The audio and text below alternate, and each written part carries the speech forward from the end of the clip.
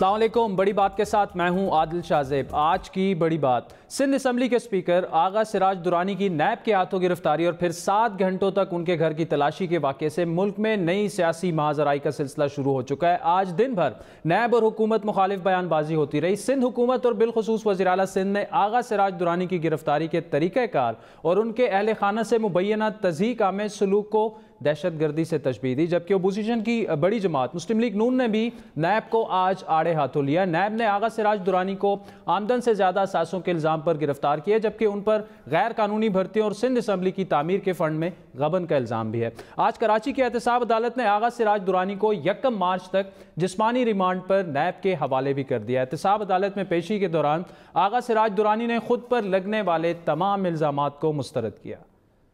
شہید محترمہ بے نظیر بھٹو کا جانثار ہوں۔ آپ پر الزام ہے کہ آپ انکوائری میں تعاون نہیں کیا آپ نے۔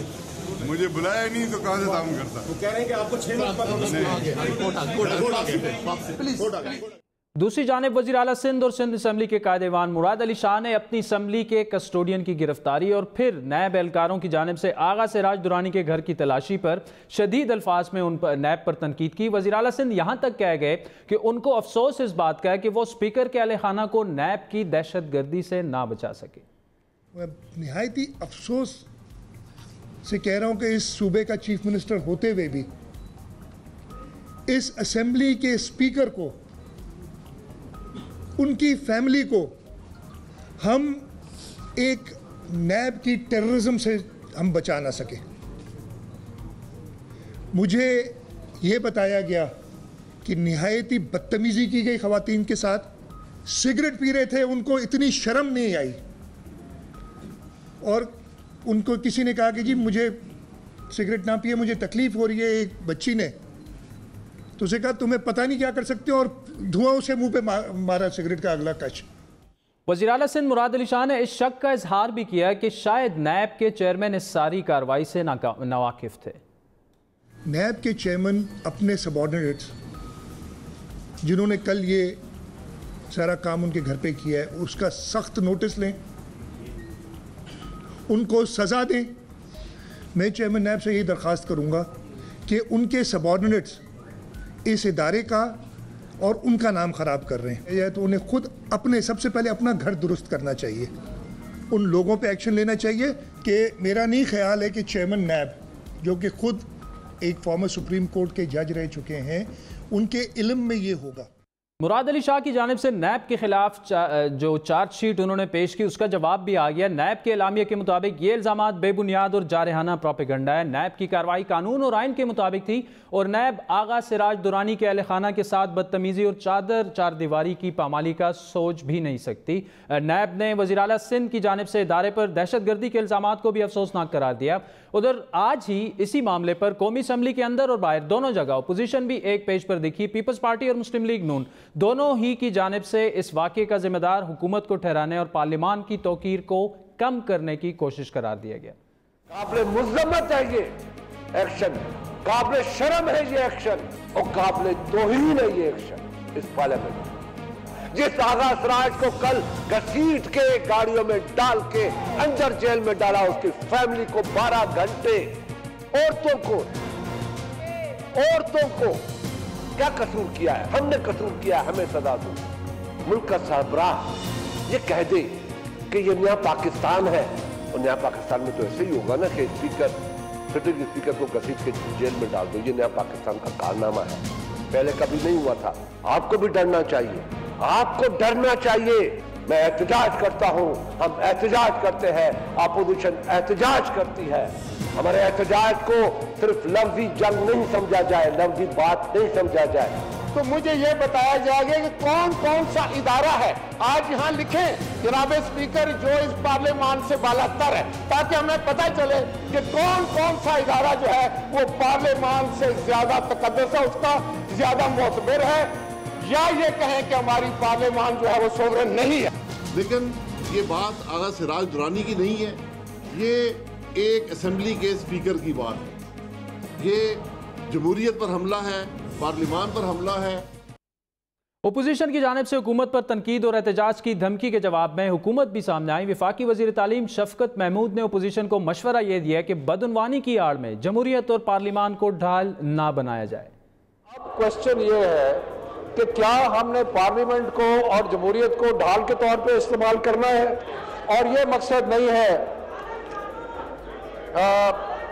جمہوریت کا۔ بڑی اچھی بات ہے کہ آپ کالا قانون کہہ رہے ہیں، بڑی اچھی بات ہے آپ کالا قانون کہہ رہے ہیں، لیکن میں آپ سے پوچھتا ہوں کیا آپ سوئے ہوئے تھے 5 سال؟ کیوں نہیں آپ نے قانون کو تبدیل کیا؟ 18ویں ترمیم کر سکتے ہیں، قانون کو تبدیل نہیں کر سکتے۔ برا بولا ہمیں کہنا شروع کر دیا، ہمارا کوئی تعلق نہیں ہے اس کے ساتھ، اور نہ ہی ہم کسی کو ڈیفینڈ کر رہا ہے۔ لیکن آپ نے احتجاج کرنا ہے تو جائے عدالت میں جا کے احتجاج کریں، جائے عدالت میں کریں، آپ پارلیمنٹ کو کیوں استعمال کر رہے ہیں؟ یہ تمام کارروائی اور سیاسی کھینچا تانی عین اس وقت چل رہی تھی جب پلوامہ حملے کے بعد پاکستان کو انڈیا سے جارحیت کی دھمکیاں دی جا رہی ہیں۔ ایک اور پڑوسی ملک ایران کی جانب سے پاکستان پر الزام تراشی کی جا رہی ہے۔ افغان عمل پیس پروسیس کے لیے پاکستانی کوششوں کو سبوتاژ کرنے کی کوشش کی جا رہی ہے۔ ہونا یہ چاہیے تھا کہ آج حکومت اور اپوزیشن پارلیمان کے فلور سے ملک مخالف قوتوں کو دو ٹوک جواب دیتے، لیکن آج کا اجلاس آغا سراج درانی کی گرفتاری کے معاملے پر ہنگامے کی نظر ہو گیا۔ ایسے میں بڑی بات کا بڑا سوال یہ ہے کہ نیب کو اگر یہ گرفتاری کرنا بھی تھی تو کیا مزید چند دن انتظار نہیں کیا جا سکتا تھا؟ یہ بھی اطلاعات ہیں کہ پیپلز پارٹی اپنی لیڈرشپ کی گرفتاری کے خدشے کی وجہ سے مزاحمتی تحریک کی منصوبہ بندی بھی کر رہی ہے۔ کیا مسلم لیگ نون پیپلز پارٹی کا ساتھ دے گی؟ بات کریں گے مسلم لیگ نون کے سینئر رہنما سابق وزیر اعظم شاہد خاقان عباسی صاحب ہمارے ساتھ موجود ہیں۔ اس کے علاوہ سندھ حکومت کا موقف لیں گے مشیر اطلاعات مرتضی وہاب صاحب۔ پہلے چلتے ہیں کراچی۔ مرتضی وہاب صاحب، تھینکس فار جوائننگ اس۔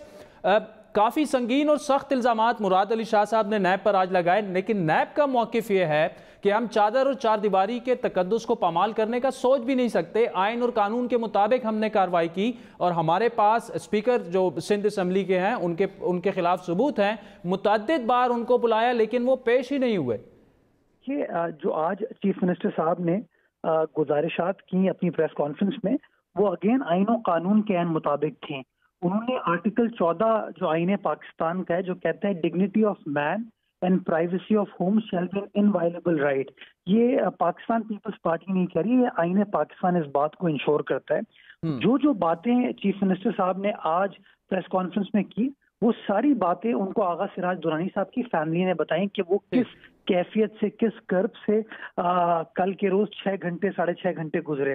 میں سمجھتا ہوں جب چیف منسٹر صاحب نے ان باتوں کو میڈیا کے سامنے لائے تو ان کا کوئی مقصد کسی کا مذاق اڑانا یا کسی کو بے جا تنقید کا نشانہ بنانا نہیں تھا، بلکہ انہوں نے ایک مؤدبانہ گزارش کی چیئرمین نیب سے اور جو سندھ میں ان کے سینئر عہدیدار ہیں نیب کے، کہ جی یہ خدشات ہمارے ہیں اس تمام پروسیس پہ، یہ وہ معلومات ہیں جو کہ اسپیکر صاحب کی فیملی نے ہم کو کنوے کیے، اور وہ خدشات کا اظہار ہم آپ کے سامنے کریں تاکہ آپ اس کو دیکھ سکیں، اس کو ویریفائی کر سکیں، پھر جواب دے سکیں۔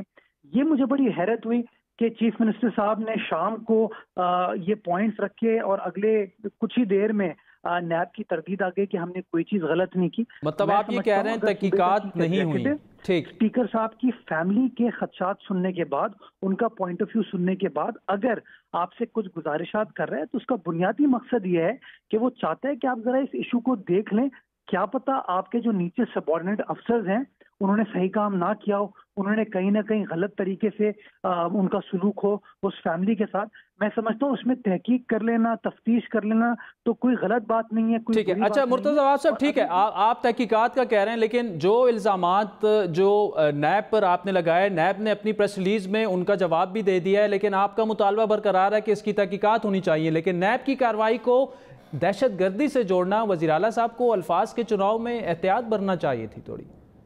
دیکھیں وزیر اعلیٰ صاحب جب سپیچ کرتے ہیں کوئی یا کہیں پریس کانفرنس کرتے ہیں تو کوئی وہ سٹرکچرڈ سپیچ نہیں ہوتی ہے، کوئی لکھ کے بات نہیں کی جاتی، یہ تو آپ امپرومپٹو بات کر رہے ہوتے ہیں۔ میں سمجھتا ہوں جس تکلیف سے پاکستان پیپلز پارٹی کی لیڈرشپ کل گزری، آغا سراج خان صاحب درانی کی جو فیملی ہے وہ گزری، میں سمجھتا ہوں یہ ریئیکشن ایک بڑا نیچرل سی چیز ہے، اور ان کا پوائنٹ آف ویو یہ نہیں ہے کہ خدا نہ خواستہ کوئی گن لے کے اس طرح کی کارروائی کر رہا ہو۔ ان کا پوائنٹ آف ویو یہ تھا اگر स्पीकर ऑफ सिंध असेंबली की फैमिली को हिरासा किया गया है, तो हिरासा करना अप्रोप्रिएट चीज नहीं है किसी भी कानूनी इदारे के लिए, और उस इदारे को उस अमल की तरफ नजरसानी कर लेनी चाहिए। मैं समझता हूँ हम सब गलतियां करते हैं, और अगर गलती की निशानदेही होती है और उस गलती को खत्म करने के लिए हम अपनी बेहतरी करने की कोशिश करते हैं, ये तो एक अच्छी चीज है, पॉजिटिव चीज है, उसको पॉजिटिव साइड में लेना चाहिए। मुर्तजा वाब साहब मुशीर इत्तलात सिंध हमारे साथ मौजूद थे। शाहिद खाकान भाई साहब, thanks for joining us. Sindh government अभी भी ये कह रही है, जो इल्ज़ामात मुराद अली शाह साहब ने नैब पर लगाए कि चादर और चारदीवारी के तकद्दुस को पामाल किया गया, नैब का उस पर जवाब आ गया हमने ऐसा कुछ नहीं किया, लेकिन पीपल्स पार्टी और सिंध गवर्नमेंट अभी भी कह रही है कि इस वाक़े की तहकीकात होनी चाहिए। आप समझते हैं तहकीकात होनी चाहिए? जी बिल्कुल, तहकीकात होनी चाहिए। बात आगा सिराज दुरानी या उनके घर, अभी हम देखा घर के फ़ोटो ये किसने दिए और क्यों दिए? क्या ये चादर और चार दीवारी के पामाल करने की बात नहीं है? आपके घर में कोई जाकर फोटो टीवी पर चला दे, हो सकता है पीपल्स पार्टी ने दिया। बात देखें, बात आगा सिराज दुरानी की नहीं है, बात सिंध असेंबली के स्पीकर की है। एक फेडरेटिंग यूनिट है, अगर आपके पास सबूत हैं आप इल्ज़ाम लगाएं, कोई हर्ज नहीं है, ये हक है। एहतसाब का अमल भी यही होता है, आप इल्ज़ाम लगाएं, आप प्रोसिक्यूट करें। लेकिन जिस दिन तक वो शख्स कन्विक्ट नहीं होता, वो सिंध असेंबली का स्पीकर है, ये बात याद रखें, जो एक कॉन्स्टिट्यूशनल पोजीशन है और एक बड़ी सेंसिटिव पोजीशन है, ख़ास तौर पर इस मामले में, क्योंकि पंजाब असेंबली के स्पीकर पर भी इसी किस्म के इल्ज़ाम हैं और सुप्रीम कोर्ट की डायरेक्शंस हैं। मैं देखिए, नाम की बात नहीं है, ओहदे की बात है। इसी किस्म के इल्ज़ाम में सुप्रीम कोर्ट डायरेक्शंस मौजूद हैं, आप वहाँ कोई कार्रवाई नहीं कर रहे। अब सिंध में हर शख्स ये सवाल करेगा कि हमारे स्पीकर ने क्या कौन सा जुर्म किया है जिसका किसी को इल्म नहीं है। आपने कहा जी एसेट्स बियॉन्ड मीन्स, ये तो एक बात हर एक में लग जाती है। असल बात यह है, जिस दिन तक कन्विक्ट नहीं होते सिंध असेंबली के स्पीकर हैं, उनको उनके ओहदे का प्रोटेक्शन मिलनी चाहिए, उनको रहना चाहिए। आप उनको रोज बुलाकर तफ्तीश करें, आप घर पे छापा भी मारें कानून के मुताबिक, ये एहतसाब का अमल है, हम उसको बिल्कुल हम चाहते हैं कि एहतसाब हो। लेकिन जब आप इस किस्म के हालात पैदा कर देंगे, ये मैंने जब शहबाज शरीफ साहब गिरफ्तार हुई थी उस वक्त ये बात कही थी, आज तक 69 डेज आपने रिमांड में रखा, कत्ल का मुलजिम 14 दिन रहता है, उसके बाद आज तक 5वां महीना गुजर गया, इल्ज़ाम नहीं लग सका, तो फिर हम दुनिया के सामने क्या जवाब देंगे?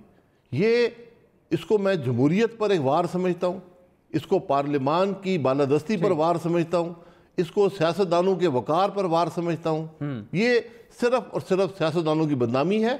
आप इल्ज़ाम लगाएं, प्रोसिक्यूट करें, सबूत लाएं अदालतों में, अदालतें फैसला करें, उसके बाद बिल्कुल ठीक है। भाई साहब, आज पार्लियामेंट में जो कुछ हुआ होना ये चाहिए था। देखें, मुल्क को सिफारती और सिक्योरिटी चैलेंजेस का सामना है, इंडिया जो है वो स्ट्राइक की धमकियां दे रहा है, तो होना तो ये चाहिए था कि एक मजबूत मौक़िफ़ पाकिस्तानियों की हैसियत से, ना ये कि तहरीक इंसाफ, ना ये कि हुकूमत, ना ये कि अपोजिशन, लेकिन उस मामले पर बात ही नहीं हुई। बात आगा सिराज दुरानी की तरफ निकल गई। ये बात होती है ना, ये बात करनी पड़ती है। कल अगर सिंध में आग लगी होगी कि सिंध के खिलाफ कार्रवाई हो रही है, और ये बात इसलिए ज़्यादा अहम है कि चंद हफ्ते पहले इसी हुकूमत के वज़रा गए थे कराची, उन्होंने कहा था हम इस हुकूमत को गिराएंगे, इस हुकूमत को तोड़ेंगे, इनको नहीं रहने देंगे। तो आज नज़र आता है, हर सिंध के रहने वाले को नज़र आता है कि वफाकी हुकूमत हमला आवर है सूबाई हुकूमत पर। तो ये मुल्क के मफाद में नहीं है। पीपल्स पार्टी जो कह रही है कि जी ये विफाक वर्सेस सिंध का मामला है, ये करप्शन का मामला नहीं है, तो आप उनसे एग्री करते हैं कि करप्शन का मामला बिल्कुल हो। करप्शन के मामले को डील करने का तरीका है, जैसे मैंने पहले कहा, आप प्रोसिक्यूट करें, कोई नहीं रोकता, लेकिन आप यहाँ आकर होटल से अरेस्ट करते हैं, एक भोंडे तरीके से घर पर छापा मारते हैं, किसी को सबूत नहीं दिखाते। आप क्या, अगर सिराज दुरानी अपने ओहदे पर रहता, आप उनसे रोज तफ्तीश कर लेते, पूछ लेते, बरामद कर लेते, कहीं भागने वाला आदमी नहीं है, इसी मुल्क में रहता है, उसमें क्या हर्ज थी? कानून बिल्कुल इख्तियारात देता है कि 90 दिन का रिमांड रखें, लेकिन हर इख्तियार को इस्तेमाल करने से पहले मौका महल देखा जाता है, ज़रूरत देखी जाती है।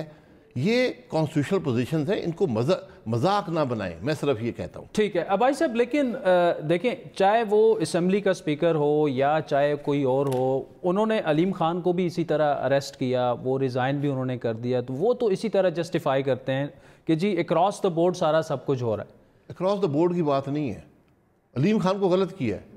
میں کہتا ہوں، سب سے پہلے میں کہتا ہوں پرائیویٹ معاملے کا اگر علیم خان نے کوئی ہاؤسنگ اسکیم بنائی ہے، اس نے ڈاکہ مارا ہے ہاؤسنگ اسکیم میں، اس نے فراڈ کیا ہے سر کسی کے ساتھ، اس کا نیب سے تعلق نہیں ہے. جو کمپلیننٹ ہیں وہ کورٹس میں جا سکتے ہیں، سول کورٹس موجود ہیں، کرمنل کورٹس ان میں جا سکتے ہیں، کہہ سکتے ہیں جی ہمارے ساتھ فراڈ ہوا ہے، اس کا نیب سے کیا تعلق ہے. تو یہ اکراس دا بورڈ کے جی ہم نے یہ کوئی نمبرز گیم نہیں ہے کہ ہم نے 2 نون کے پکڑنے ہیں، 1.5 پیپلز پارٹی کا پکڑنا ہے، 1 پی ٹی آئی کا پکڑنا ہے، آدھا جماعت اسلامی کا پکڑنا ہے. یہ اس طرح احتساب نہیں ہوتا. لیکن دیکھیں کرپشن تو ہوئی ہے نا ملک میں پچھلے 70 سالوں میں، صرف ایک پارٹی کی بات نہیں کر رہا، لیکن کرپشن تو ہوئی ہے نا ملک میں. تو اس کا پھر علاج کیا ہے؟ یہ تو اس طرح اگر ایک بندہ پکڑا جائے گا، اس کی پارٹی شور مچانا شروع کر دی کہ جی زیادتی ہو رہی ہے، حل کیا ہے؟ بالکل ہم شور نہیں کر رہے. میں واضح کر دوں، میں آغا سراج درانی کے بارے میں بات نہیں کر رہا، میں جس پوزیشن پر بیٹھے ہیں اس کی بات کر رہا ہوں. آپ نے کرپشن پکڑنی ہے، سب سے آسان ٹیکس لاز ہیں. ٹھیک ہے، ٹیکس لاز کو استعمال کریں. نیب نے کس کو پکڑا ہے آج تک؟ مجھے ایک شخص کا نام بتا دیں، ایک شخص کا نام بتا دیں جس کو نیب نے پکڑا ہو، پروسیکیوٹ کیا ہو. ایک کوئرسو میتھڈ ان کے پاس موجود ہیں، وہ کوئرس کرتے ہیں. ایک اندھا اور کالا قانون ہے، جس کو مرضی دبا لے. ہر ایک الزام لگ سکتا ہے ایسٹ بیونڈ مینز، چلے جی اب آپ ثابت کرتے رہے میرے ایسٹ بیونڈ مینز نہیں ہے، پوری زندگی اب گزر جائے گی. تو زرداری صاحب کے خلاف جو کیسز ہیں آپ سمجھتے ہیں اس میں بھی کچھ نہیں ہوگا پھر؟ دیکھیں کریں نا پروسیکیوٹ، کون روک رہا ہے؟ زرداری صاحب اسی ملک میں رہتے ہیں، بڑی پارٹی کے ہیڈ ہیں. آپ پروسیکیوٹ کریں، اپنا مقدمہ بنائیں، عدالت میں چلان پیش کریں، ان کو بلائیں، ان پر چارجز لگائیں، پروسیکیوٹ کریں عدالت میں. ابائی صاحب، اگر نیب کے قوانین میں اور نیب کے طریقہ کار میں یہ ساری کمزوریاں اور خامیاں ہیں، آپ سے پہلے 5 سال پیپلز پارٹی رہی، انہوں نے نیب کو آپ کے خلاف استعمال کیا، پھر آپ کے دور میں پیپلز پارٹی کے خلاف مقدمات بنے، تو آپ لوگوں نے جب برسر اقتدار ہوتے ہیں تو اس وقت پھر نیب میں یہ جو خامیاں ہیں سارے قوانین میں، وہ کیوں غلطیاں پھر آپ تسلیم؟ نیب بنا کہاں تھا پہلے یہ دیکھنا پڑے گا. ایک عامر نے بنایا پاکستان مسلم لیگ نون کو دبانے کے لیے، اور اس پر ایک سنسیٹ کلاز لگائی کہ 85 سے پہلے کے معاملات نہیں دیکھے جائیں گے، آمریت کے دور کی چیزیں نہیں دیکھی جائیں گی. صرف جب نواز شریف اقتدار میں آیا، جب وزیر اعلیٰ بنا پنجاب کا، یہ نواز اکاؤنٹیبلٹی بیورو ہے، اس دن سے 1985 سے آپ نے اس کو ڈالا اور پروسیکیوٹ کیا آپ نے صرف پاکستان مسلم لیگ نون کو، اور صرف پارٹی کو توڑنے کے لیے استعمال ہوا. چلے وہ گزر گیا، جب اقتدار آ گیا 2008 میں پیپلز پارٹی کے پاس، جو شخص بھی اس کو ہاتھ لگاتا وہ کہتے جی اپنی جان بچا رہے ہیں. پیپلز پارٹی لگاتی کہتے جان بچا رہے ہیں، ہم لگاتے کہتے جان بچا رہے ہیں. اس لیے اس پر کنسنسس کی ضرورت ہے، اور کنسنسس آج جو وزیر صاحب نے فرمایا، آج وزیر صاحب کو وہاں کوئی بات کرنے کی ضرورت نہیں تھی. ٹھیک، ہم نے صرف یہ کہا کہ یہ غلط ہوا ہے.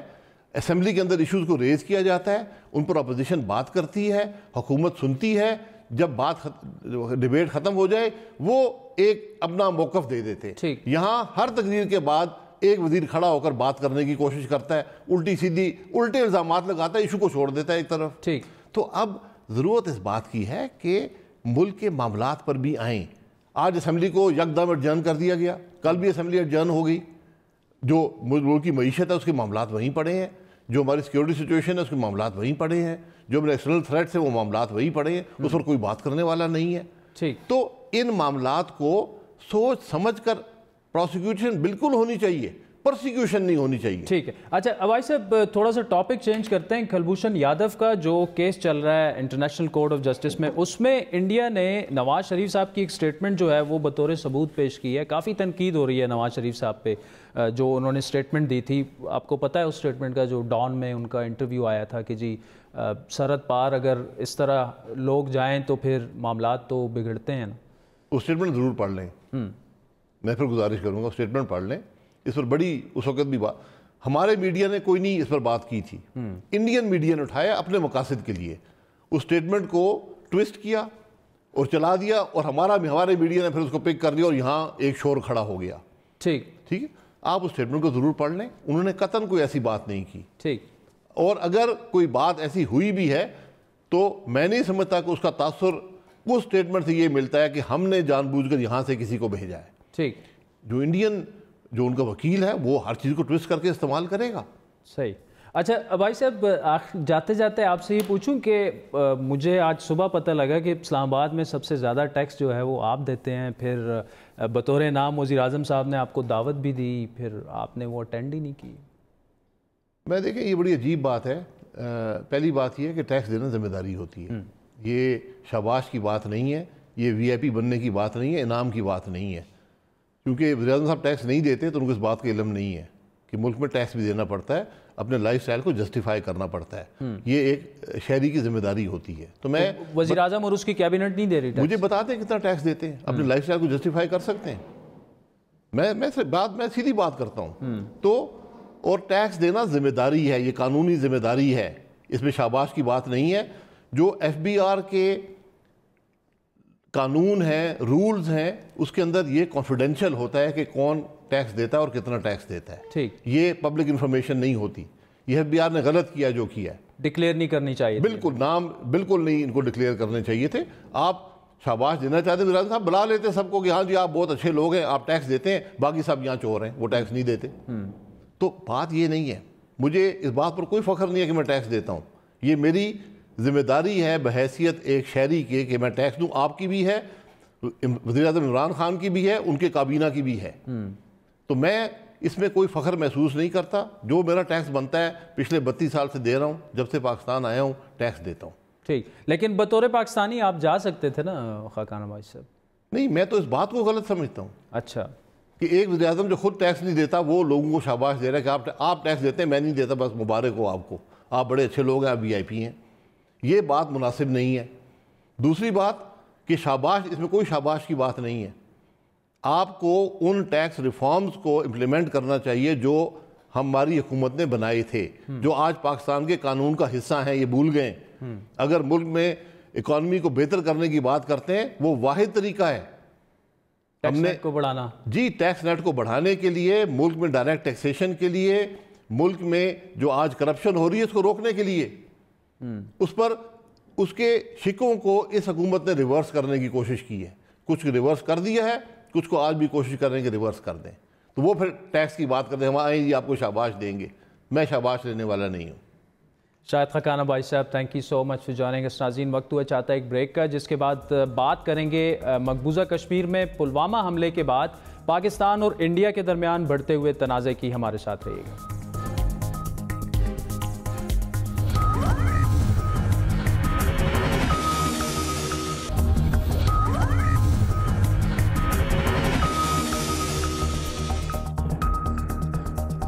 ویلکم بیک ناظرین. مقبوضہ کشمیر میں پلوامہ حملے کے بعد پاکستان انڈیا کے درمیان کشیدگی میں کمی ہوتی نظر نہیں آ رہی. گزشتہ روز بڑی بات میں وزیر خارجہ شاہ محمود قریشی نے ایک بار پھر انڈیا کو تحقیقات کی پیشکش کی تھی. یہ فارورڈ سمپل ہے, آئیے مل بیٹھیے اور اس کا حل تلاش کریں. آپ نے اگر دہشت گردی پہ آپ کو تشویش ہے تو پاکستان نے بہت بڑی قیمت اٹھائی ہے اور ہم نے اس کا خمیازہ بھگتا ہے. آپ بات کرنا چاہتے ہیں, ہم تیار ہیں. آؤٹ اسٹینڈنگ ایشوز ہیں, اس پہ آپ بات کرنا چاہتے ہیں, ہم تیار ہیں.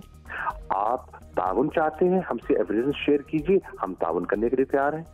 آپ پاکستان پر کوئی ایسی حرکت کریں گے یا میلی آنکھ سے دیکھیں گے, اس کا جواب دینے کے لیے بھی ہم تیار ہیں. آج پاکستان کی جانب سے ایک بار پھر انڈیا کو تحقیقات کی پیشکش کی گئی, لیکن ساتھ ہی ساتھ وزیر اعظم نے افواج پاکستان کو یہ اختیار بھی دے دیا ہے کہ انڈیا کی جانب سے کسی قسم کے جارحانہ مس ایڈونچر کی صورت میں فیصلہ کن اور جامع جواب دیا جائے. پرائم منسٹر کی زیر صدارت آج قومی سلامتی کمیٹی کا اجلاس ہوا, جس میں تمام افواج کے سربراہان نے شرکت کی. قومی سلامتی کمیٹی کے اجلاس میں جاری ہونے والے اعلامیہ کے مطابق ریاست پاکستان کا پلوامہ حملے سے کسی بھی طریقے سے کوئی تعلق نہیں اور اس واقعے کی منصوبہ بندی, پلاننگ سب مقامی سطح پر ہی ہوا. پاکستان پلوامہ واقعے پر تحقیقات سمیت دہشت گردی اور دیگر متنازع امور پر مذاکرات کی دعوت دے چکا ہے اور امید کرتا ہے کہ انڈیا اس پیشکش پر مثبت جواب دے گا. اعلامیہ کے مطابق ایک بار پھر انڈیا کو یقین دہانی کرائی گئی کہ پاکستان کو ثبوت فراہم کرنے کی صورت میں تحقیقات کے بعد اگر یہ ثابت ہوا کہ اس واقعے میں کسی نے پاکستان کی سرزمین کو استعمال کیا تو اس کے خلاف کارروائی کی جائے گی. गई। कौमी सलामती कमेटी ने इस बात पर भी जोर दिया कि इंडिया को यह सोचने की जरूरत है कि मकबूजा कश्मीर के लोगों को मौत का खौफ क्यों नहीं रहा।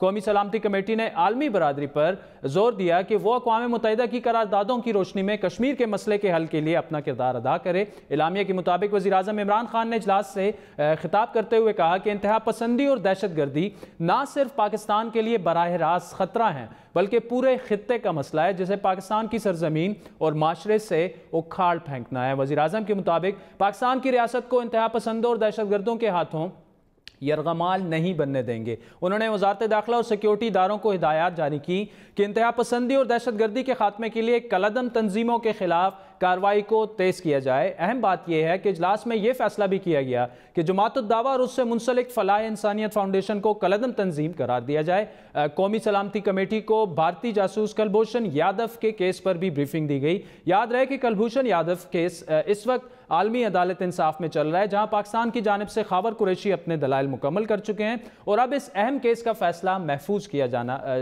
हो चुका है। एक ऐसे वक्त में जब पाकिस्तान और इंडिया के दरमियान तनाव की कैफियत है, इस केस की अहमियत काफ़ी ज़्यादा हो चुकी है। क्या पाकिस्तान का केस मजबूत है? और अब तक जितनी कार्रवाई हुई, बात करेंगे इंटरनेशनल कोर्ट ऑफ जस्टिस से वाबस्ता legal adviser Reema Umar London से हमारे साथ मौजूद हैं। रीमा उमर साहबा, थैंक्स फॉर जॉइनिंग अस। पहले तो गुज़श्ता रोज़ इंडियन वकील की जानिब से साबिक प्राइम मिनिस्टर नवाज शरीफ की मुंबई हमलों के मुतालिक जो बयान था उससे इस्तेमाल किया बतौर सबूत ये साबित करने के लिए। इस बयान से पाकिस्तान ने मुंबई हमलों में अपना किरदार जो है तस्लीम किया, ये भी कहा गया इंडियन लॉयर की जानिब से। तो इस बयान की कानूनी हैसियत क्या है और इससे केस का क्या कोई ताल्लुक भी बनता है? शुक्रिया आदिल साहब, बिल्कुल नहीं बनता। एक बहुत पॉलिटिकल स्टेटमेंट थी इंडिया की जानिब से। इसके अलावा और भी थी कुछ, उन्होंने अपनी कंक्लूजन्स में बात की किस तरह उनका जो एलिगेशन है कि पाकिस्तान दहशतगर्दी में मुलविस है या पाकिस्तानी तंजीमें दहशतगर्दी में मुलविस हैं भारत में। लेकिन पाकिस्तान ने भी इसी तरह की कुछ पॉलिटिकल बातें आज की भारत पे जो पाकिस्तान एलिगेशंस लगाता है वही। लेकिन इनका केस की जो लीगैलिटीज़ हैं, जो लीगल सवालात अदालत के सामने, उस पर कुछ फर्क नहीं पड़ेगा और बेहतर होता कि दोनों ममालिक इन पॉलिटिकल बयानबाजी में ना पड़ते। ठीक, अच्छा रीमा उमर साहब, केस की लीगैलिटीज की आपने बात की, तो आईसीजे की अगर जुरिस्डिक्शन देखी जाए तो किस किस्म का फैसला एक्सपेक्टेड है? देखिए आदिल साहब, इस तरह के 4-5 केसेस अदालत ने पहले उन पे फैसला किया है। अक्सर केसेस में उन्होंने कहा है कॉन्सुलर एक्सेस देना बनता था, तो उन्होंने उसमें एक लिबरल पोजीशन ली है कि ज़्यादा से ज़्यादा लोगों को, क्योंकि फेयर ट्रायल का हिस्सा है कॉन्सुलर एक्सेस, उन्हें मिलनी चाहिए ये राइट। लेकिन ज़्यादा जो कंट्रोवर्सी बनती है वो रेमेडीज़ पे बनती है। अब जैसा कि आप जानते हैं, इंटरनेशनल कोर्ट ऑफ जस्टिस जो है वो एक इंटरनेशनल फोरम है, उसकी जो इम्प्लीमेंटेशन की ताकत है वो उस तरह की नहीं है जितनी आपकी डोमेस्टिक कोर्ट्स की होती है। तो वो किस तरह की रेमेडीज ऑर्डर कर सकती हैं उसका बहुत गहरा ताल्लुक है कि जो स्टेट्स हैं वो इतनी ऑफेंड ना हो जाए कि वो ट्रीटी को से ही बाहर निकल जाए। और अमेरिका का हमने देखा, अमेरिका ने वियना कन्वेंशन का जो ऑप्शनल प्रोटोकॉल है उसका वो उन्होंने छोड़ दिया, वो क्योंकि वो खुश नहीं थे अदालत के फैसलों से। तो ये सेंसिटिविटीज होती हैं इंटरनेशनल ज्यूरिस्प्रूडेंस में। इसमें पिछले जो केसेस हैं उसमें किस तरह के ऑर्डर्स आए हैं? पहला तो ये कि रिव्यू और रिकंसिडरेशन का, और अदालत की जो ओरल प्रोसीडिंग्स थी ज़्यादातर बात इस पे की गई। भारत ने कहा कि जो मिलिट्री कोर्ट्स हैं उनकी अपील सिविलियन कोर्ट्स में नहीं सुनी जा सकती, जो रिव्यू की ताकत है सिविलियन कोर्ट्स की वो नाकाफ़ी है इस बात को देखने के लिए कि अगर किसी की राइट्स जो हैं कॉन्सुलर एक्सेस की वो वायलेट हुई हैं तो क्या उनका केस प्रेजुडिस हुआ है कि नहीं। पाकिस्तान ने पेशावर हाई कोर्ट के पिछले साल का हवाला, जजमेंट का हवाला देते हुए कहा कि उस केस में मिलिट्री कोर्ट्स की ही जजमेंट थी जो पेशावर हाई कोर्ट ने नल एंड वॉइड डिक्लेयर कर दी थी और 70 से ज़्यादा लोगों को सेट फ्री कर दिया था इस बुनियाद पे कि वो बैड फेथ में जो प्रोसीडिंग्स थी वो कंडक्ट हुई। तो पाकिस्तान का मौक़िफ़ है कि अभी भी सिविलियन कोर्ट्स जो हैं वो इफेक्टिव रिव्यू कर सकती हैं मिलिट्री कोर्ट के फैसले का जो कुलभूषण जाधव के खिलाफ है। तो इस पे डिसाइड करेगी इंटरनेशनल कोर्ट ऑफ जस्टिस। मेरे लिए एक बहुत ही अहम सवाल है, बहुत दिलचस्प सवाल है कि क्या पाकिस्तानी सिविलियन अदालतें जो हैं वो इफेक्टिवली रिव्यू कर सकती हैं या नहीं मिलिट्री कोर्ट्स की जो जजमेंट्स हैं उनको। تو یہ ایک ریمیڈی مل سکتی ہے. دوسری، پاکستان کو کہا جا سکتا ہے کہ آپ گارنٹی کریں کہ آپ ایسے کیسز میں کونسلر ایکسیس کل کو دیں گے. تو ایک طرح سے اس کو کہتے ہیں گارنٹی آف نان ریپیٹیشن، کہ پھر سے یہ وائلیشن نہیں ہوگی. بھارت جو چاہتا ہے وہ مشکل ہے ان کو ملنا. ٹھیک ہے. ریما عمر صاحبہ، یہ بتائیے فیصلہ محفوظ ہونے کے بعد عدالت کب تک اپنا فیصلہ سنا سکتی ہے، اور دونوں پارٹیز کے بعد کیا اس کو چیلنج کرنے کا بھی موقع ہوگا یا نہیں؟ اچھا، پہلے تو فیصلہ محفوظ نہیں ہوا. اورل پروسیڈنگز جو ہیں وہ ختم ہوئی ہیں. ابھی عدالت جو ہے وہ اگلے چند مہینوں میں ڈیلیبریٹ کرے گی. اگر انہیں اور ڈاکیومنٹس چاہیے پاکستان سے یا بھارت سے وہ بھی مانگ سکتی ہے. ایسے کیسز میں پریڈکٹ کرنا مشکل ہوتا ہے ایگزیکٹلی فیصلہ کب آئے گا، لیکن کچھ ایسے کیسز میں 7, 8, 9 مہینے بھی لگے ہیں. تو اب ویسے عدالت کا کیلنڈر دیکھتے ہوئے آپ کہہ سکتے ہیں کہ سمر میں شاید فیصلہ آ جائے. فیصلہ جو ہے آئی سی جے کا، ان کی اپیل نہیں ہوتی، تو یہ جو فیصلہ ہوگا وہ بائنڈنگ ہوگا دونوں پارٹیز پہ. ریما عمر صاحبہ، ٹھیک. ریما عمر صاحبہ انٹرنیشنل کورٹ آف جسٹس کی لیگل ایڈوائزر ہمارے ساتھ لندن سے موجود تھی. بہت بہت شکریہ. ناظرین، وقت ہوا چاہتا ہے ایک بریک کا، جس کے بعد بات کریں گے سائیوال سانے اور JIT رپورٹ کی. ہمارے ساتھ رہیے.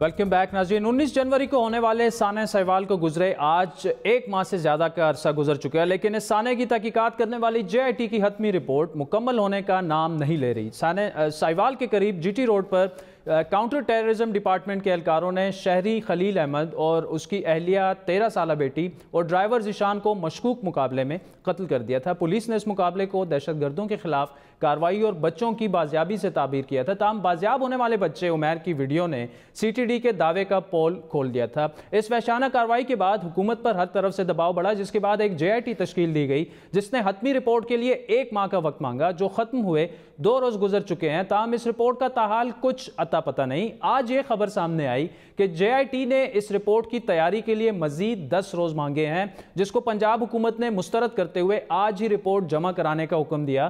دوسری جانب کچھ خبریں یہ بھی آئیں کہ JIT نے اپنی رپورٹ تیار ضرور کر لی ہے، تاہم اس کو ابھی تک سبمٹ نہیں کروائی گئی، نہ اس کو منظر عام پر لایا گیا ہے، نہ ہی پنجاب حکومت کے حوالے کی گئی ہے رپورٹ. میڈیا ذرائع سے چلنے والی خبروں کے مطابق JIT رپورٹ نے ڈرائیور ذیشان کے دہشت گردوں سے رابطے کی تصدیق کی. رپورٹ کے مطابق کئی ماہ سے دہشت گرد ذیشان کے گھر آتے رہتے تھے اور فیصل آباد میں ہلاک ہونے والے عدیل اور عثمان بھی ذیشان کے گھر پر رہے تھے. ذرائع کا کہنا ہے کہ ذیشان کی غیر موجودگی میں اس کا بھائی اور ڈولفن پولیس کا اہلکار احتشام انہیں کھانا دیتا تھا. بقول اس رپورٹ کے ذیشان کے بھائی احتشام نے خود ہی گھر میں مشکوک لوگوں کی آمد و رفت کا بتایا. JIT ذرائع کے مطابق ذیشان داعش سے رابطے کے لیے خفیہ ایپ استعمال کرتا تھا اور وہ کمپیوٹر اور باوردی مواد کا ماہر تھا. اگرچہ اس کا پولیس ریکارڈ نہیں، لیکن داعش نے اسے اپنی مدد کے لیے بھرتی کر رکھا تھا. ذیشان کو افغانستان سے داعش کمانڈر انس حکم جاری کرتا تھا. انس کا تعلق سیالکوٹ سے بتایا جاتا ہے. ذیشان نے ریڈ بک میں شامل دہشت گردوں کو بھی اپنے پاس گھر ٹھہرایا. یہ دہشت گرد سیکیورٹی ایجنسی کے افسران کے قتل اور علی حیدر گیلانی کے اغوا میں ملوث تھے. حالانکہ علی حیدر گیلانی جو ہے اس کو ریجیکٹ کر چکے ہیں اس دعوے کو. رپورٹ میں اس بات کا اعتراف بھی کیا گیا کہ خلیل اور اس کا خاندان بے گناہ تھا، جبکہ ان کو مارنے والے 6 اہلکار CTD کے وہ گناہگار ہیں. رپورٹ کے مطابق فورینزک ایجنسی نے بھی ذیشان کے فون سے حاصل معلومات کو درست قرار دیا، جبکہ ریکارڈ میں رد و بدل کرنے یا ٹیمپرنگ، ہتھیاروں کی جو ٹیمپرنگ تھی اس پر CTD کے اہلکاروں کے خلاف بھی کارروائی کی سفارش کی گئی ہے. دوسری جانب آج ہی مقتول ذیشان کے بھائی احتشام نے اپنے وکیل کے ساتھ خود پر لگنے والے تمام الزامات اور JIT رپورٹ کی جو ابھی تک میڈیا میں رپورٹ چیزیں ہوئی ہیں ان حقائق کو مسترد کیا. ذیشان کو قتل کیا گیا، بلکہ اب صرف اور صرف اس کو قربانی کا بکرا بنانے کے لیے اس کو ایک دہشت گرد ثابت کرنے کی کوشش کی جا رہی ہے، جس سے اپنے ایک ایکشن کو جو پولیس مقابلہ کیا گیا تھا CTD کی طرف سے اس کو جسٹیفائی کرنے کے لیے. ایک اور بات جو آج مجھے تاثر ملا یہ میڈیا کی رپورٹ سے کہ ذیشان کے بھائی احتشام نے خود مان لیا کہ جی ذیشان کے چند لوگوں سے تعلقات تھے جو مشکوک تھے. یہ ریٹن سٹیٹمنٹ میں آپ کے سامنے، یہ آپ کو کاپی بھی سب کو دے رہا ہوں کہ یہ ریٹن سٹیٹمنٹ دیا. اس نے کوئی اورل سٹیٹمنٹ نہیں دیا کہ جس کے اندر اس نے کسی قسم کا اقرار کیا ہو تو یہ اس سٹیج پہ ہم تو بالکل اس جے آئی ٹی کی رپورٹ کو بالکل اس کو رد کرتے ہیں, ہم اس کو نہیں مانتے. اس کا ریلیشن نہیں تھا, نہ کوئی ہمارے گھر کبھی آیا. کام کے سلسلے میں جو کاروباری آتے تھے مارکیٹ سے, وہ انہیں میں ابھی بھی جانتا ہوں. جے آئی ٹی رپورٹ سامنے کیوں نہیں لائی جا رہی؟ کیا جے آئی ٹی نے ہر حال میں سانحہ کا ملبہ مقتول ذیشان پر ڈالنے اور کارروائی کو کچھ حد تک جائز قرار دینے پر تلی ہوئی ہے؟ اور مقتول خلیل کا خاندان ملوث اہلکاروں کے خلاف کس قسم کی کارروائی چاہتا ہے؟ لیکن ناظرین یہاں آپ کو بتاتے چلیں کہ جے آئی ٹی کی رپورٹ جو ہے وہ ابھی تک پبلک نہیں کی گئی. یہ ساری جو چیزیں ہیں یہ میڈیا میں رپورٹ ہو چکی ہیں کہ جے آئی ٹی رپورٹ کے کچھ جو اقتباسات تھے وہ ہم نے آپ کے سامنے پیش کیے. بات کریں گے مقتول خلیل کے خاندان کے وکیل بیرسٹر احتشام الدین ہمارے ساتھ موجود ہیں, لیکن اس سے پہلے ہم نیوز لاہور کے بیورو چیف شیراز حسنات سے تفصیلات لیں گے. شیراز, سانحہ سہیوال کی جے آئی ٹی رپورٹ کے بارے میں اطلاعات کیا ہیں؟ کیا واقعے کے متعلق کوئی نئی معلومات سامنے آئی ہیں؟ آپ کے پاس کیا اطلاعات ہیں؟ جے آئی ٹی کی جو رپورٹ ذرائع کے حوالے سے اس کے مندرجات سامنے آئے ہیں وہ آلموسٹ سیم ہے جو باتیں اس سے پہلے ہو چکی ہے, اور گورنمنٹ آف پنجاب یہ کر چکی ہے. جو باتیں جے آئی ٹی کی ابھی سامنے نہیں آ رہی وہ امپورٹنٹ ہے. پہلے جو باتیں سامنے آئیں اس میں تو یہی ہے کہ ذیشان مبینہ طور پہ دہشت گرد تھا, خلیل اور اس کی فیملی کو بچایا جا سکتا تھا, اور آپریشن میں تھوڑی سی مس مینجمنٹ ہوئی ہے. مگر جو گلٹ اور وہ یہ سارے کا سارا ملبہ انہیں 6 اہلکاروں پہ ہی ڈالا جائے گا جن کو سپورٹ پہ شو کیا گیا ہے, جبکہ جو خلیل اینڈ فیملی کی ایف آئی آر اس میں 14 کے قریب اہلکار ہے, مگر پولیس صرف 6 اہلکاروں کو ہی سامنے لا رہی ہے. تو اگین وہ نچلے اہلکاروں کو قربانی کا بکرا بنایا جائے گا, اور یہ مس مینجمنٹ کے نام پہ اس کو پاس آن کر دی جائے گا. جو امپورٹنٹ چیزیں ابھی سامنے نہیں آ رہی ہیں, اور کل ہمیں اس کا شدت سے انتظار ہوگا, وہ دیکھا جائے گا, کیونکہ کل اس رپورٹ کو سبمٹ کرانے کی ڈیڈ لائن ہے, اور اس کے بعد اس کو عدالت میں بھی جمع کرایا جانا ہے. تو کیا جو فرانزک نے ان کو جو ایویڈنسز چینج کر کے دیے گئے پولیس کی طرف سے وہ کہاں پہ ایگزسٹ کرتے ہیں؟ فرانزک نے ان ایویڈنسز پہ کلیئر کٹ اپنی ریمارکس دیے تھے کہ جناب گاڑی کے اندر سے کوئی فائر نہیں ہوئے, یہ جو اسلحہ دیا گیا یہ وہ نہیں ہے, پولیس اہلکاروں نے وہ اپنی گاڑی پہ خود گولیاں چلائیں. وہ سارے ایویڈنسز کہاں پہ ایگزسٹ کرتے ہیں؟ اور اگلی بات یہ ہے کہ چلیں یہ تو ایک کرائم انہوں نے میجر کرائم کمٹ کیا, جو اس کو چھپانے کے لیے جو انہوں نے فورجری کی وہ کہاں پہ ایگزسٹ کرتی ہے, اس کے رسپانسیبل کون ہیں؟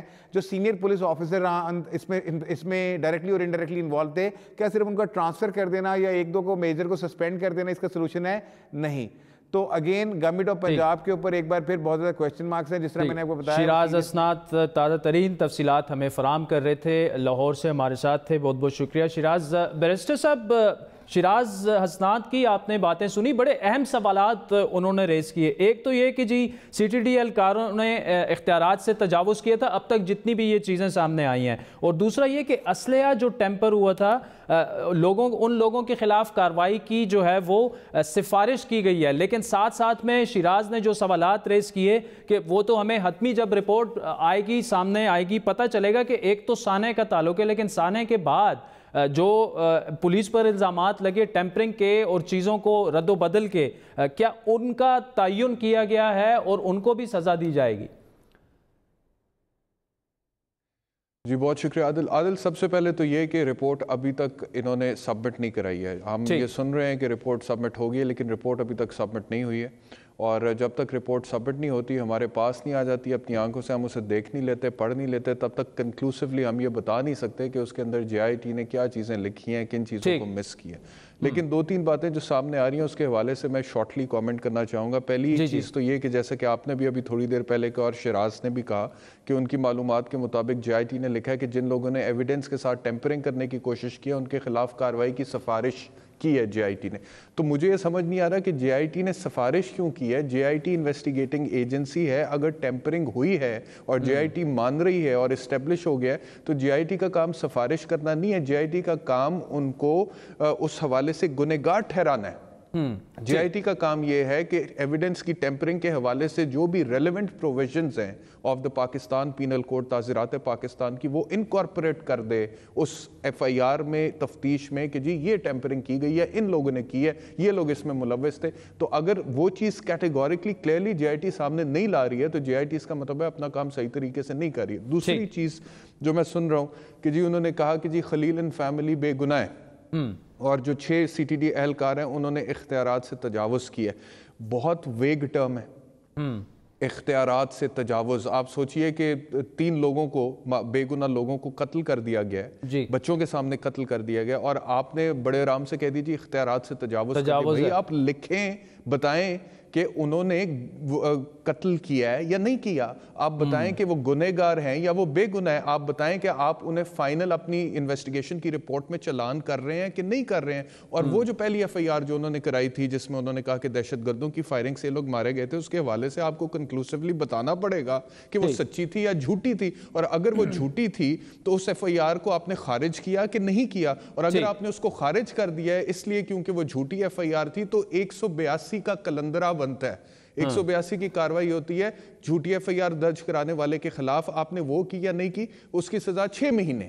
ٹھیک ہے بیرسٹر صاحب, آپ نے بڑے اہم آپ نے سوالات ریز کیے, اور hope fully J I T میں جب تفصیلی رپورٹ سامنے آ جائے گی, سبمٹ ہو جائے گی اور میڈیا میں بھی آ جائے گی, تو ہمیں پتہ چل جائے گا کہ کیا یہ سوالات اور اعتراضات جو ہیں ان کا جوابات دیے گئے ہیں یا نہیں. لیکن اہم سوال یہ بن رہا ہے کہ یہ جو جے آئی ٹی میں بار بار ڈیلے آ رہا ہے, is this concerning for you? Of course it is. دیکھیے, آپ پہلے ہمیں کہا گیا کہ 7 دن میں آپ کو یاد ہوگا آپ کے پروگرام میں, حالانکہ عادل صاحب اس ٹائم پر آپ نے سوال اٹھایا تھا کہ آپ لوگوں نے ایونچولی جے آئی ٹی کے سامنے اپنے بیان قلم بند کروا دیے, and I passed very categorical statement in your show کہ سر ہم اور کدھر جائیں, حکومت کی طرف نہ جائیں تو کدھر جائیں, کس پہ بھروسہ کریں. تو ہمیں یہ کہا گیا تھا کہ 7 دن میں جے آئی ٹی اپنی رپورٹ دے دے گی اور دودھ کا دودھ اور پانی کا پانی ہو جائے گا. اس کے بعد وہ 7 دن 10 دن میں بدل گئے, اب 2 ہفتے ہو گئے. اب آج جو ہے کہا گیا تھا رپورٹ جمع ہو جائے گی, میڈیا کہہ رہا ہوگی, لیکن ابھی تک رپورٹ جمع نہیں ہے. تو it is of course very matter of great concern for us, کیونکہ دیکھیے بہت مشہور اسٹیٹمنٹ ہے, عدالتوں کے حوالے سے بھی ہم بات کرتے ہیں, justice delayed is justice denied. اور خاص طور پہ جے آئی ٹی کی یہ جو رپورٹ ہے, میں پہلی آپ کے پروگرام میں عرض کر چکا ہوں کہ 19 تاریخ کا واقعہ, وزیر اعلیٰ پنجاب عثمان بزدار صاحب 19 تاریخ کو نوٹس لیتے ہیں, وہ جو ملزمان اس وقوع میں ملوث تھے ان کو کسٹڈی میں لے لیا جاتا ہے, لیکن 27 تاریخ تک ان کی گرفتاری نہیں ڈالی جاتی ہے, ان کو اریسٹ نہیں کیا جاتا, ان کو شامل تفتیش نہیں کیا جاتا. تو یہ کس قسم کی تفتیش تھی اور یہ کس قسم کی ونڈو اپرچونٹی پرووائڈ کی گئی تھی ان ملزمان کو؟ کیا اس لیے کی گئی تھی کہ وہ ٹیمپرنگ کر لیں؟ کیا اس لیے کی گئی تھی کہ وہ اچھے طریقے سے اپنا دفاع سوچ لیں؟ تو یہ بہت عجیب و غریب سی بات ہے. اور ایونچولی جس طرح سے آپ نے خود ہی اشارہ کیا کہ ابھی بھی ڈیلے ہو رہی ہے اور تاخیر در تاخیر ہوتی چلی جا رہی ہے, تو میں سمجھتا ہوں کہ یہ انصاف کے تقاضے کے حصول میں ایک بہت بڑی رکاوٹ ہے اور ایسا نہیں ہونا چاہیے. ٹھیک ہے بیرسٹر صاحب, یہ بتائیے کہ جنہوں نے بھی کاؤنٹر ٹیررزم ڈپارٹمنٹ کو انیشلی آرڈر دیے تھے, ہائر اپ سے ہی آئے ہوں گے, کتنا امپورٹنٹ ہے جے آئی ٹی رپورٹ میں ان لوگوں کی نشاندہی؟ کیونکہ اگر جس طرح کی میڈیا رپورٹس آ رہی ہیں کہ 6 لوگوں پر, نچلے اہلکاروں پر ملبہ جو ہے وہ گرانے کی کوشش کی جائے گی, تو کتنا امپورٹنٹ ہے یہ کہ آئیڈینٹیفائی ہوں کہ جی کس نے احکامات جاری کیے تھے؟ عادل, بہت پرٹیننٹ اور امپورٹنٹ کوشچن آپ نے ریس کیا, اور جو تھوڑی دیر پہلے جب میں آپ سے گزارش کر رہا تھا کہ ان چیزوں کے حوالے سے انہیں بڑا کلیئرلی بتانا پڑے گا کہ کیا موقف اختیار کیا گیا, کیا فائنڈنگ ہے جے آئی ٹی کی. تو یہ this is one of those very important questions جو آپ نے ریس کیا, جس میں جے آئی ٹی کو بتانا پڑے گا کہ آیا کہ صرف یہ ان لوگوں کا قصور تھا جو اس وقت جائے وقوع پر موجود تھے اور آپریشن سو کالڈ آپریشن کر رہے تھے, یا پھر وہ لوگ جو پیچھے سے اس آپریشن کو مانیٹر کر رہے تھے یا اس کو کمانڈ کر رہے تھے یا ان کو حکم دے رہے تھے یا ان کے ساتھ رابطے میں تھے, جیسا کہ عمیر نے بھی کہا اپنے بیان میں کہ فون پہ کسی نے کسی سے بات کی سب انسپیکٹر نے اور اس کے بعد دوبارہ فائرنگ کی گئی اس کے ماں باپ کے اوپر, وہ لوگ بھی اس کے اندر شامل ہیں. تو J I T has to come up in categorical terms اس حوالے سے کہ جی صرف یہ لوگ گنہگار ہیں یا پیچھے سے بھی کسی کو پکڑتے ہیں. تو یہ اب کس حد تک جے آئی ٹی انصاف کرتی ہے, اور اگر کوئی ایسے لوگ بیچ میں شامل ہیں جن کے کہنے پر, جن کی ایما پر یہ ہوا ہے, ان کو کس حد تک بے نقاب کرتی ہے. بہت بڑا ٹیسٹ کیس ہے, نہ صرف جے آئی ٹی کے لیے بلکہ گورنمنٹ آف پنجاب کے لیے, بلکہ گورنمنٹ آف پاکستان کے لیے اور عمران خان صاحب کے لیے. کیونکہ اگر تو اس میں وہی ہوتا ہے جیسے کہ ثانیہ ماڈل ٹاؤن میں ہوا تھا کہ نچلے کچھ لوگوں کو, پولیس کے اہلکاروں کو آپ پکڑ کے جیل میں ڈال دیں اور کوئی ایک افسر بھی رسپانسبل نہیں ہے, right from the S P up to the chief minister, تو پھر اس میں اور اس میں فرق تو کوئی نہیں رہ جائے گا نا. ٹھیک ہے بیرسٹر صاحب, آخری سوال آپ سے, اگر پلیز کوئک سا اس کا آنسر آپ دے دیں. آپ نے کہا کہ کیٹیگوریکلی جے آئی ٹی کو آئیڈینٹیفائی کرنا پڑے گا, واٹ اف اٹ ڈزنٹ؟